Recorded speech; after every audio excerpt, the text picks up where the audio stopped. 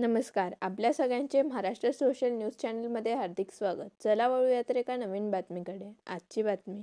Lalwani agro टुरिझमचे भव्य उद्घाटन. मंत्री संजय सावकारे यांची उपस्थिती. कुरे पाण्याचे येथे सुरू झालेल्या या प्रकल्पामुळे भुसावळ, जामनेर, जळगाव, बोदवड परिसरासाठी नवे आकर्षण निर्माण. निसर्गरम्य वातावरण, रेस्टॉरंट व विविध उपक्रमांमुळे नागरिकांकडून उत्स्फूर्त प्रतिसाद. मी आधी ललवाणी परिवाराचं मनापासून अभिनंदन करतो की एक आगळीवेगळी संकल्पना त्यांनी आपल्या मतदारसंघात सुरू केली आहे.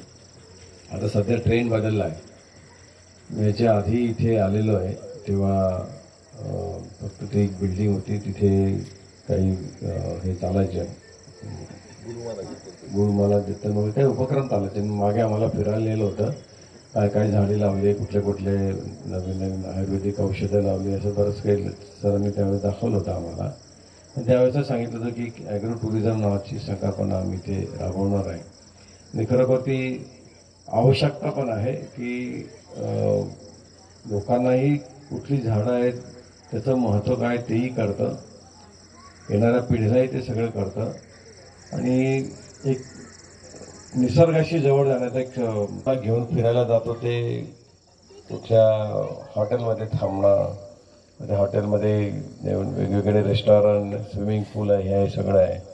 परंतु असा निसर्गरम्य ठिकाणी जाऊन एखादी फंक्शन सेलिब्रेट करणं ही कायम स्मरणात राहत असतं. आणि त्यातल्या त्यात हे सगळं व्हेजिटेरियन आहे, की तुम्हाला सगळं व्हेज खायला मिळणार आहे.